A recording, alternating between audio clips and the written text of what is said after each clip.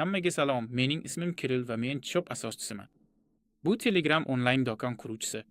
Va bugun men sizga bizning platformamizdan foydalanib, ushbu messenjer ichida qanday sotishingiz mumkinligini aytib beraman. Keling, tartibda boraylik. Telegram endi web ilova funksiyasiga ega. Bu Telegram ichidagi sayt. Va bizning platformamiz yordamida siz o'zingizning do'koningizni vitrina, yetkazib berish imkoniyatlari va to'lovlarni qabul qilish bilan qurishingiz mumkin. Va bularning barchasi dasturchisiz. Va shu bilan birga siz ham jismoniy, ham raqamli tovarlarni, ya'ni kiyim-kechak va kurslarni sotishingiz mumkin. Va bugun ushbu videoda biz buni birgalikda ko'rib chiqamiz. Do'kon yaratishning butun jarayoni va men sizga platformamiz qanday ishlashining barcha tafsilotlari va nuanslarini aytib beraman. Keling, do'kon yaratish uchun saytda ro'yxatdan o'tishimiz kerak. Buning uchun Shop.io saytiga o'ting va ishga tushirish tugmasini bosing. Keyin shaklni to'ldiring.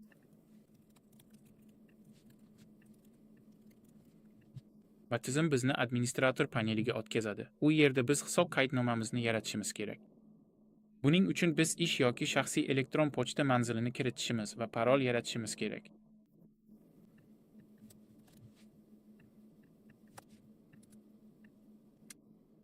Shundan so'ng, tizim sizning hisobingizni faollashtirish uchun havolani o'z ichiga olgan elektron pochta xabarini yuboradi. Keling, pochtaga o'tamiz. Mana bizning havolamiz. Biz uni bosamiz.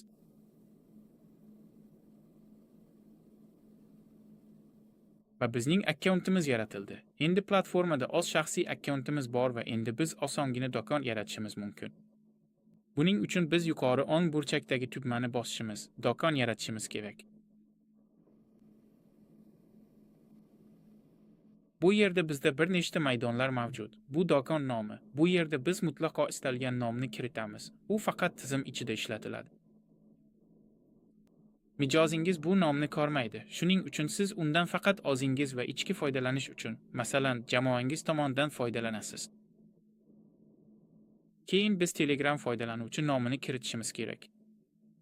Bu yerda biz botdan buyurtmalar haqida bildirishnomalarni olishi kerak bo'lgan shaxsning Telegram taxallusini foydalanuvchi nomisiz kiritamiz. Masalan, bu siz yoki sizning xodimlaringizdan biri bo'lishi mumkin. Agar hozir ikkilanayotgan bo'lsangiz, bilmasangiz, shunchaki istalganini kiriting. Masalan, taxallusingiz o'zingizniki bo'lsa, uni baribir o'zgartirishingiz mumkin. Qanday qilishni aytaman. Keyin biz valyutani tanlashimiz kerak. Endi do'kon 3 ta valyutadan birida ishga tushirilishi va sotilishi mumkin.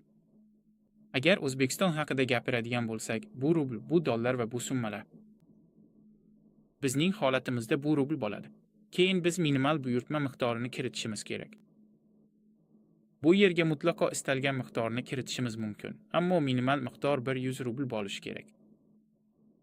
Bu to'lov tizimi to'lovlarni qabul qilishi uchun amalga oshiriladi. Chunki Rossiyada, masalan, to'lov tizimlari 100 rubldan boshlab to'lovlarni qabul qiladi. AQShda yoki chet elda esa xuddi shu stripi, masalan, 1 dollardan boshlab to'lovlarni qabul qiladi.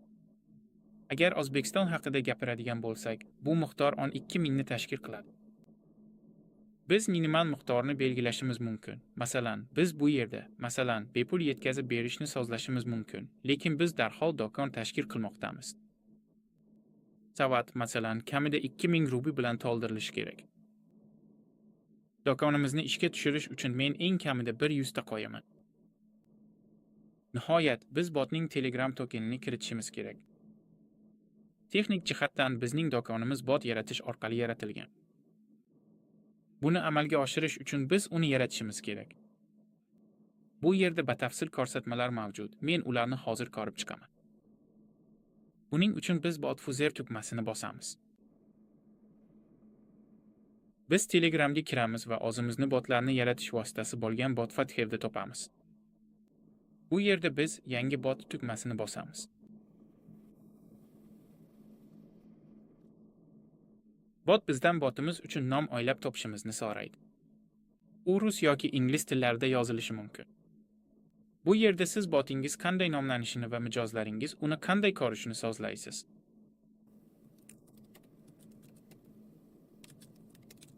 Biz uni DemoShop Cloud deb ataymiz. Keyin bizdan botimiz uchun taxallus o'ylab topishimiz so'raladi. Taxallus faqat ingliz tilida bo'lishi kerak. va u botda tugashi kerak.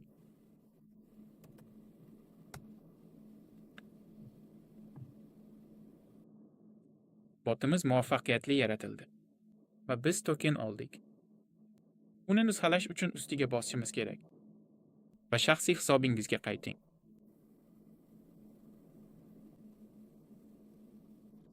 Va bu yerga kiramiz.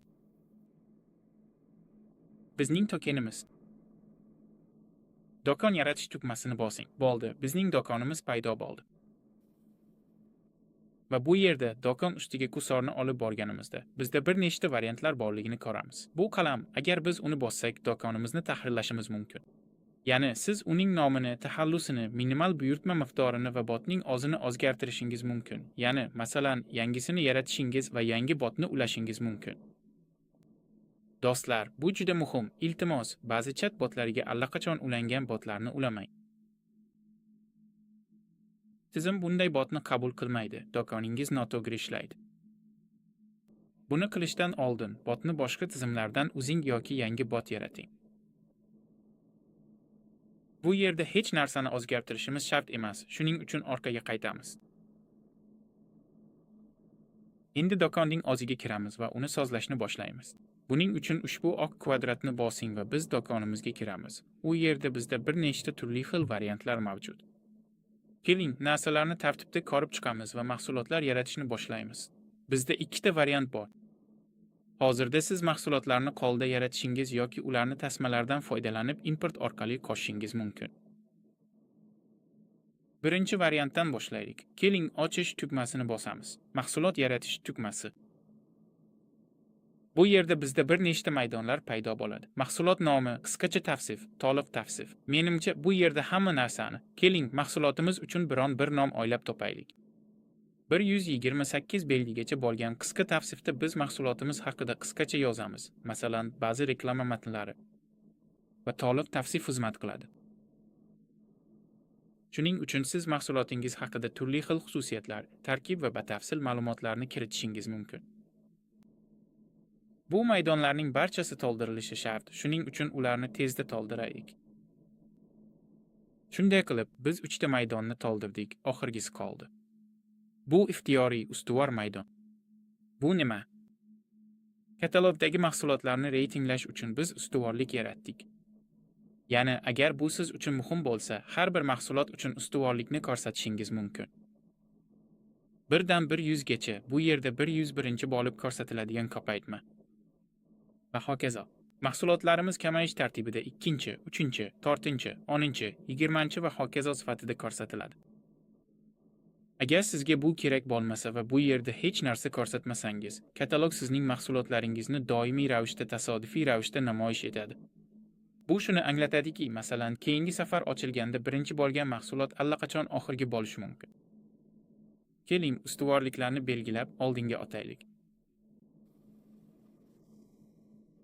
Xususiyatlari.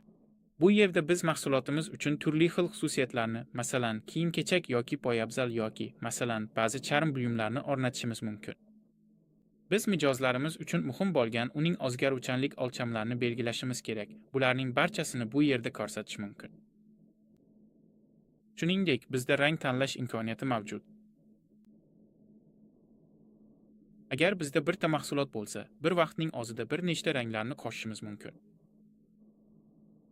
Bir nechta variant. Bizning holatimizda faqat, masalan, oq rang mavjud. Keling, buni ta'kidlab o'tamiz. Bu ixtiyoriy maydonlar, siz ularni qoldirib ketishingiz mumkin. Keyin, sukut bo'yicha biz do'kon mahsulot kartasida mahsulot o'lchamlarini yoki boshqa rang variantlarini ko'rsatmaymiz. Keyin mahsulotimiz qancha turishini to'ldirishimiz kerak. Keling, 1800 deb yozamiz. Bu yerda chegirmalar maydoni mavjud. Mijozga ko'rsatish uchun mahsulotimizga foizli chegirma ko'rsatishimiz mumkin. Masalan, bugun bizda aksiya o'tkazilmoqda. Masalan, Telegram do'konimiz orqali biz ajoyib chegirmalarni taklif qilamiz va ular faqat shu yerda mavjud. 50% deb aytaylik, bu maydon shart emas. Va oxirgi maydon maqola raqami. Ushbu qator to'ldirilishi shart. Iltimos, o'zingizning mahsulot kodlaringizdan foydalaning yoki Telegram do'konlari va yuklagan mahsulotlaringiz uchun o'zingiznikini yarating. Agar siz yuklamasangiz, maqola raqamini topmasangiz, ushbu maydonni to'ldirmasangiz, tizim sizga keyingi bosqichga o'tishga ruxsat bermaydi. Miqdori. Keling, 100 dona deb ko'rsatamiz. Men har doim bir donadan ko'proq ko'rsatishni tavsiya qilaman, hatto uchun ham. Chunki mahsulot savatga tushgan zahoti, tizim uni avtomatik tarzda 1 soatga band qilib qo'yadi. Ya'ni, agar hozir do'konni ishga tushirsak va bu yerda 100 ta mahsulot bo'lsa, masalan, 2 kishi bu mahsulotni savatga solgan, lekin hali to'lamagan bo'lsa, 1 soat davomida bu 2 mahsulot band qilinadi. Ya'ni, shu 1 soat ichida bizda faqat 98 ta mahsulot qoladi. Agar, masalan, shu 1 soat ichida mijoz to'lov qilmasa, unda bu mahsulotlarni qaytarib qo'yamiz va miqdor yana 100 taga chiqadi.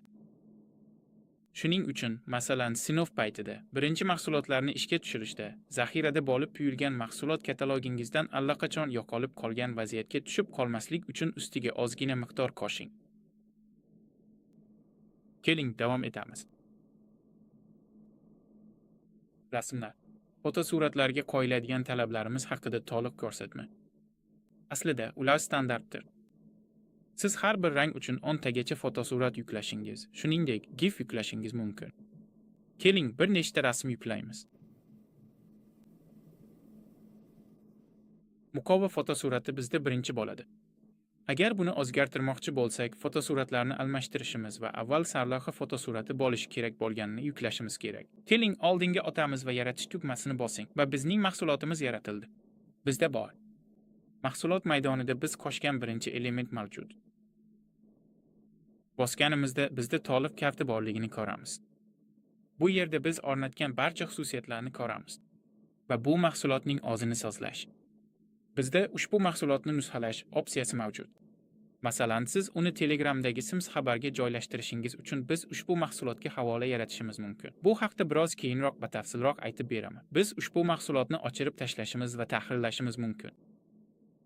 Qaytib ketaylik.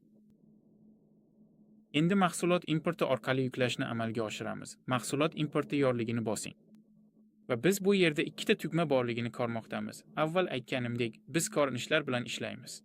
Bu siz feed orqali istalgan miqdordagi mahsulotlarni yuklashingiz mumkinligini anglatadi. Siz barchasini sozlash uchun feed orqali toifalar va pastki kategoriyalarni yuklashingiz mumkin. Siz fotosuratlar, texnik xususiyatlar, mahsulotlar nomlarini yuklashingiz mumkin. Umuman olganda, qo'lda qo'shishda qila oladigan barcha narsalar avtomatik ravishda tasma orqali amalga oshirilishi mumkin. Biz asos sifatida Yandex Market tasmasidan foydalandik. Ular eng keng tarqalgan va ulardan foydalanish oson deb hisoblanadi. Bu yerda yo'riqnomani ochish tugmasi orqali siz tizim to'g'ri qabul qilishi va barcha mahsulotlarni xatolarsiz yuklashingiz uchun feedni qanday tayyorlash kerakligi bo'yicha namunani ko'rishingiz mumkin. Menda allaqachon tayyor feed bor, shuning uchun men mahsulotni import qilish tugmasini bosaman. Va keyin mahsulotimiz yuklanishi uchun biz sahifani qayta yuklaymiz va endi mahsulotimiz yuklandi. Men 15 ta mahsulotni yukladim. Ko'ramizki, tizimda import muvaffaqiyatli yakunlandi. Demak, hammasi to'g'ri yuklandi. Agar feedda tizim xatoliklarni aniqlasa, bu yerda xatoliklar va ularni tuzatish uchun nima qilish kerakligi ko'rsatiladi. Shunda hammasi yuklanadi. Mahsulotlar yorligiga qaytamiz. Mana men qo'shgan mahsulotlarim. Shu tarzda mahsulotlarni yangilash, sahnalarni yangilash ham mumkin, ya'ni feed orqali. Siz yangi fayllarni yuklashingiz, mahsulotlaringiz turini yangilashingiz, inventarizatsiyani o'zgartirishingiz va narxlarni o'zgartirishingiz mumkin. Yoki agar siz mahsulotlarni qo'lda yuklash orqali yuklagan bo'lsangiz, buni qo'lda qilishingiz mumkin. Shunday qilib, biz bir nechta mahsulotlarni yaratdik. Biz buni qo'lda, biz buni tasma orqali qildik. Keling, keyingi bosqichga o'tamiz. Yetkazib berish haqida nima deyish mumkin? Uni sozlash uchun biz o'ng burchakka o'tamiz va tishli tugmani bosamiz. Va bu yerda biz do'kon sozlamalariga o'tamiz. Bu yerda bizda 3 ta bo'lim mavjud. Ulardan 2 tasi majburiy, yetkazib berish va to'lov. Bu shuni anglatadiki, do'koningiz mijozlaringiz uchun ishlashi uchun siz ushbu maydonlarni sozlashingiz kerak. Yetkazib berishdan boshlaylik. Hozirda do'koningizga ulashingiz mumkin bo'lgan 3 ta variant mavjud. Har biri haqida juda qisqacha. Birinchisi bu oddiy yetkazib berish. Masalan, biz bepul va oz kuchimiz bilan jo'natishga tayyor bo'lsak yoki shunchaki ozimiz jo'natishga tayyor bo'lsak va biz mijozimizdan yetkazib berish uchun ma'lumotlarni yig'ishimiz kerak. Va agar siz ushbu parametrni yoqsangiz, darhol do'koningizga shunday chiroyli shaklni biriktirishingiz mumkin. Ikkinchisi, pikap. Aytaylik, sizda do'konlar yoki offline buyurtmalarni qabul qilish punktlari bor va siz mijozlarga shu punktlar orqali yetkazib berishni xohlaysiz. Keyin siz shunchaki ushbu parametrni yoqasiz va olish nuqtangizni yoki ballaringizni qo'shasiz. Biz Dodatani barcha manzil maydonlariga integratsiya qildik. Shuning uchun hamma narsa yuklanadi va manzillarni tezroq yuklashga yordam beradi. Va oxirgi nuqta, biz qanday buklanganimizni tasvirlashdir. Xizmatning yetkazib berish agregatori sizga Rossiya pochtasi dan 40 tagacha turli xil yetkazib berish variantlarini ulash imkonini beradi. Dekadan Yandex Deliverygacha bu xizmat mutlaqo bepul va agar siz allaqachon biron bir yetkazib berishga ulangan bo'lsangiz, shunchaki shaxsiy hisobingizga qaytishingiz kerak. Va bu yerga hisobingiz uchun tokenni, shuningdek, ma'lumotlarni kiriting. Sotuvchi haqida 100 ga teng bo'lganda variantlarni tanlang. Qanday berasiz? Yuk tashish xizmati yetkazib berish xizmatiga. Bu yerga sinxronizatsiyaga ulanganingizdan so'ng darhol hisobingizga ulangan yetkazib berish xizmatlarini ko'rsatamiz. Shuningdek, mijozning buyurtmasiga qarab yetkazib berish narxini avtomatik ravishda va aniq hisoblashimiz uchun o'lchamlarni ham o'rnatamiz. Hammasi iloji boricha sodda, do'stlar. Agar sizda biron bir savol bo'lsa, biz API kemasini qanday ulash haqida alohida video tayyorlaymiz. Keling, davom etamiz. Yetkazib berishni uldik, endi to'lov qoldi. Biz Telegram ichida to'lovni ulash imkoniyatini beramiz. Hozirda biz ukasi bilan ishlayapmiz. To'lovni ulash uchun siz ushbu yo'riqnomadan o'tishingiz kerak. Keling, uni qanday ulashimiz mumkinligini ko'rib chiqamiz va buni misolida amalga oshiramiz. Bu yerda shuni aytish muhimki, ukasaning haqiqiy to'lov tizimini ulash uchun sizda allaqachon do'kon yaratilgan bo'lishi kerak. Ya'ni unda siz sotmoqchi bo'lgan mahsulotlar paydo bo'lgan bo'lishi kerak. Shunda ukasi tekshiruv jarayonida siz nima sotmoqchi ekanligingizni ko'ra oladi. Chunki ukasi sotishga ruxsat bermaydigan mahsulotlar ro'yxati mavjud. Albatta, bu birinchi navbatda qonun bilan taqiqlangan mahsulotlar. Shuningdek, muhim jihati shundaki, ukasi faqat yat yoki kimchilarni, shuningdek, o'zi band qilganlarni ichki. Telegram to'lovlarni qabul qilish uchun ulaydi. Hozircha ular ishlamayapti, shuning uchun to'lov variantini ulaymiz. Buning uchun Telegramga, ya'ni bot yaratuvchimiz Botfatherga qaytamiz. Bu yerda biz buyruqlarga bosamiz, so'ng Mi Botsni tanlaymiz. Va bizning botimizni bosing. Va bu yerda bizda bir nechta variant mavjud. Bu yerda biz botimizni tahrirlashimiz, bu yerda uni o'chirishimiz mumkin. Bizni to'lovlar bo'limi qiziqtiradi. Bu yerda biz to'lov usullarining turli xil variantlarini ko'ramiz. Biz utasga qiziqamiz. Bu yerda bizda ikkita variant mavjud. Jonli efirda men sizga shu haqda aytib bergan edim. Jang versiyasini ulamoqchi bo'lganingizda ushbu tugmani bosishingiz kerak bo'ladi. Endi bizga kerak bo'lgan narsa, bu har kim bir necha daqiqada ulanishi mumkin bo'lgan sinov versiyasi. Hech qanday tekshiruv o'tkazishga hojat yo'q. Sinovni bosing. Biz ukasi botiga o'tamiz, uni ishga tushiramiz va nusxalashimiz va botga qayta yuborishimiz kerak bo'lgan raqamni o'z ichiga olgan xabarni olamiz. Bizga ikkinchi raqamni yuborishadi. Uni yana nusxalaymiz, yuboramiz va tasdiq olamiz. Endi to'lov tizimimiz ushbu botga ulangan. To'lovni amalga oshirish uchun to'lov kartasi ma'lumotlarini darhol nusxalab olamiz. Botfuzerga qaytamiz va bizda bitta metod paydo bo'lganini ko'ramiz.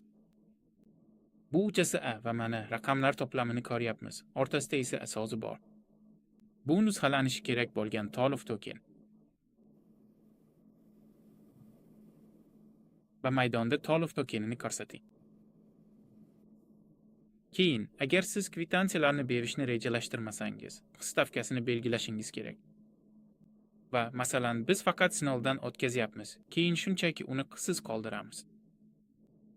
Agar bizda bo'lsa, Sozlanishi kerak bo'lgan ba'zi variantlar mavjud. Ularni bu yerda ko'rsatishingiz kerak.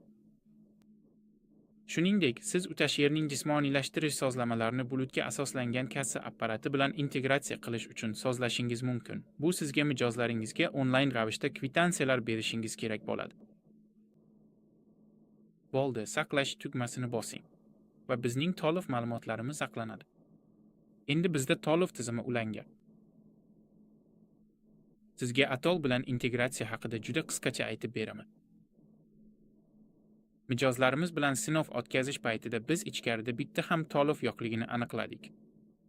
Telegram FIF 1.12 yordamida cheklar bilan ishlashni qo'llab-quvvatlamaydi. Bu majburiy etiketkalanishi kerak bo'lgan tovarlar. Qilish uchun FIF 1.12 da muammolarni tekshirish. Siz Atol bilan to'g'ridan-to'g'ri integratsiya qilishingiz kerak. Biz ham shunday qildik. Siz shunchaki shaxsiy hisob ma'lumotlaringizni, kompaniya ma'lumotlarini kiritishingiz va saqlashingiz kerak. Keyin u kassa apparati to'liq tizimida fiskalizatsiyani o'rnatishingiz shart emas. Siz cheklarni berishingiz uchun biz ushbu onlayn kassa apparatini to'g'ridan-to'g'ri integratsiya qildik. Xo'sh, orqaga qaytaylik. Va endi do'konni faollashtirishimiz kerak. Shunda u bizni ham o'z ichiga olgan holda hamma uchun mavjud bo'ladi. Buning uchun noaktiv tugmasini bosib, so'ng faollashtirish tugmasini bosish kerak. Shunda bizning botimiz hamma uchun ko'rinadigan bo'ladi. Endi barchamiz botimizga o'tamiz. Boshlash tugmasini bosamiz. Bot standart boshlangich xabarni yuboradi va bizda ko'k tugma paydo bo'lganini ko'ramiz. Bu yerda Telegram web ilovani ochishni taklif qiladi. Biz oq tugmasini bosamiz va u tizim xabarini ko'rsatadi. Har doim foydalanuvchi web ilovani birinchi marta ochganda. Mana bizning do'konimiz katalogga ega, toifalarga ega. Ranglar mavjud. Biz moslik orqali sariq mahsulot qo'shganimizni ko'rmoqdamiz va bizda faqat o'lcham bor. Boshqa barcha o'lchamlarimiz bor. Mavjud emas. Bu yerda bizda chegirma borligini ko'rmoqdamiz va keling, ushbu mahsulotni sotib olishga harakat qilaylik. Tugmani bosing, qo'shing, savatga oting. Bu yerda biz tanlagan mahsulotimizni ko'ramiz va buyurtma berish tugmasini bosing. Bu yerda bizda borligini ko'ramiz. Olib ketish, chunki biz faqat olib ketishni tanladik. Biz uchun mavjud bo'lgan bitta qabul qilish punktini tanlaymiz. Bu yerda mening ma'lumotlarim allaqachon kiritilganligini ko'rishingiz mumkin. Men allaqachon biron bir do'konga ma'lumotlarimni kiritganman. Bizning platformamiz mijozning ma'lumotlarini eslab qoladi va ularni uning Telegram akkauntiga bog'laydi. Xuddi shu narsani uning kartasi bilan ham qilish mumkin. Bu esa mijozning yo'lini osonlashtiradi va keyingi safar, masalan, olib ketish punktini tanlash yoki ma'lumotlarni kiritishga vaqt sarflashning oldini oladi. Keling, to'lovga o'tamiz. Endi bizda to'lov oynasi mavjud. To'lov tugmasini bosing. Va to'lov uchun karta ma'lumotlarini kiritishimiz mumkin bo'lgan oyna paydo bo'ladi.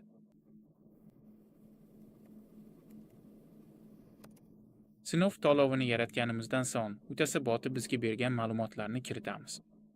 Va biz sinov to'lovini amalga oshiramiz. To'lov tugmasini bosing. Biz buni ko'rmoqdamiz. Biz to'lov usulini qo'shdik. To'lash tugmasini bosing. Bu yerda Telegramdan tizim xabari paydo bo'ladi. Unda foydalanuvchiga na Telegram, na bizning platformamiz to'lov ma'lumotlariga kirish huquqiga ega emasligi va bu ma'lumotlarning barchasi faqat to'lov tizimi tomonidan saqlanishi haqida xabar beriladi. Biz oq tugmasini bosamiz. Bu oyna faqat bir marta ko'rsatiladi. Birinchi xariddan so'ng bu oyna endi ko'rinmaydi.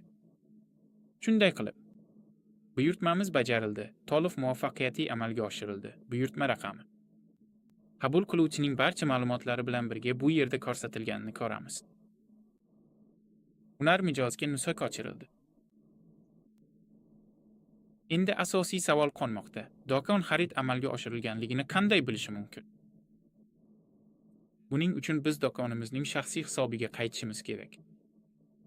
Biz administrator paneliga qaytdik. Va bu yerda bizda buyurtma tarixi yorligi mavjud. Biz uni bosamiz va yangi buyurtma borligini ko'ramiz.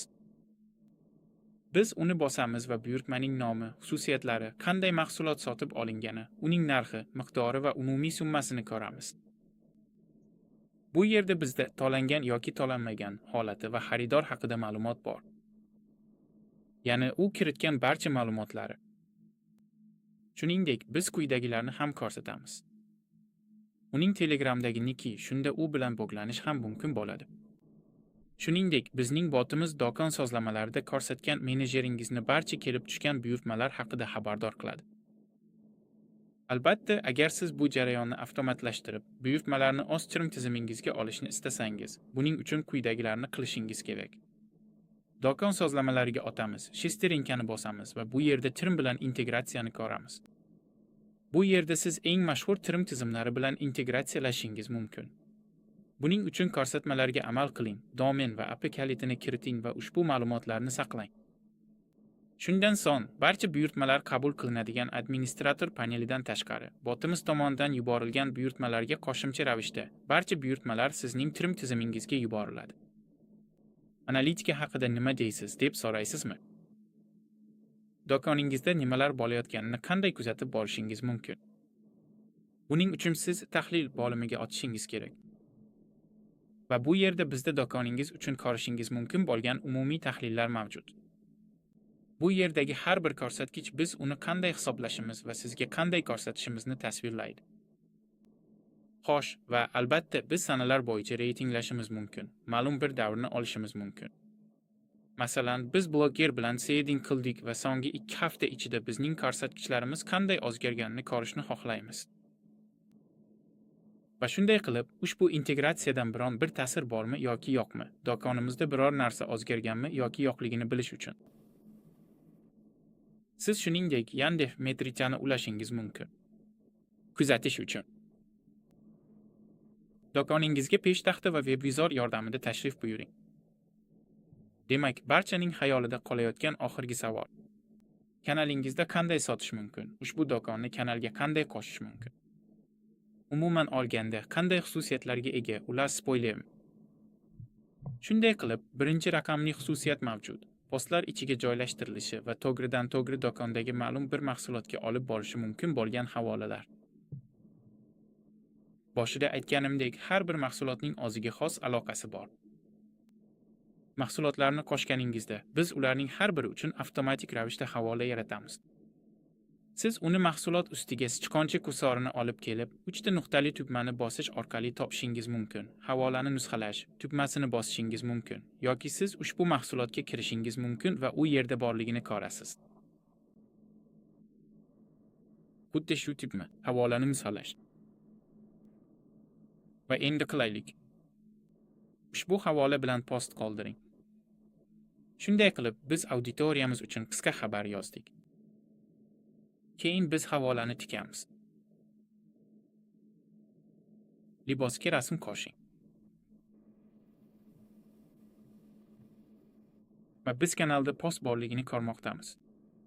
Bizda qattiq kodlangan giperhavola borligini ko'ramiz. Uni bosamiz va mijoz botga o'tadi va boshlash tugmasini bosadi. Va u shu mahsulotning kartochkasiga o'tadi, batafsil tugmasini bosadi va aynan shu mahsulot bilan web-ilova ochiladi. Shu tarzda siz postlar qilishingiz va auditoriyani to'g'ridan-to'g'ri katalogingizdagi aniq mahsulotga yo'naltirishingiz mumkin, butun bot do'koniga emas. Xuddi shu tarzda, masalan, siz pasiv qilishingiz, ya'ni blogerlardan reklama sotib olishingiz va, masalan, kanalingizga emas, balki darhol taklif qilishingiz mumkin. Qandaydir mahsulotlarga havolalar berish. Demak, ikkinchi fisha.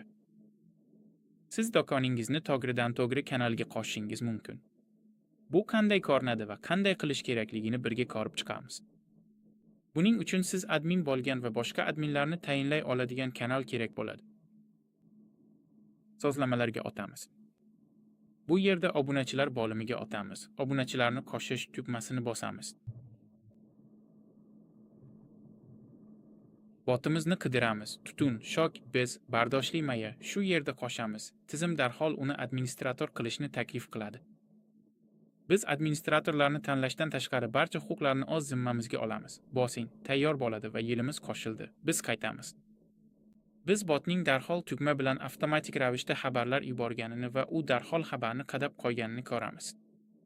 Va endi bizda o'ng burchakda do'kon tugmasi bor. Endi biz mijozlarimizga, masalan, botni qo'shib, internet do'konimiz paydo bo'lganini xabar qilishimiz mumkin, yoki mana shunday ajoyib tugmani xabarga biriktirib, foydalanuvchilar uni bosganda to'g'ridan-to'g'ri botga o'tishini ta'minlashimiz mumkin. Shu tarzda biz botlarni kanalga qo'shishimiz, uni chatga qo'shishimiz va darhol havolalar yaratishimiz mumkin. Uning bizning postlarimizda mahsulotlari bor. Biz ushbu havolalardan blogerlarning postlarida sotish uchun foydalanishimiz mumkin. Va eng muhimi, biz masalan Telegram, Ads'ni ham ishga tushirishimiz mumkin. Biz ushbu do'konda shunga o'xshash hikoyalar bilan allaqachon tajribaga egamiz. Bizning botimiz mutlaqo muammosiz boshqariladi. Shuning uchun siz reklamani to'g'ridan-to'g'ri do'koningizda sinab ko'rish imkoniyatiga egasiz. Bo'ldi, bizning do'konimiz yaratildi. Siz mahsulotlar qo'shishingiz, darhol yetkazib berish variantlarini yaratishingiz, to'lov variantlarini qo'shishingiz, trim tizimini ulab, barcha buyurtmalarni u yerga yuborishingiz va savdo jarayonlaringizni avtomatlashtirishingiz mumkin. Eng asosiysi, bularning barchasi uchun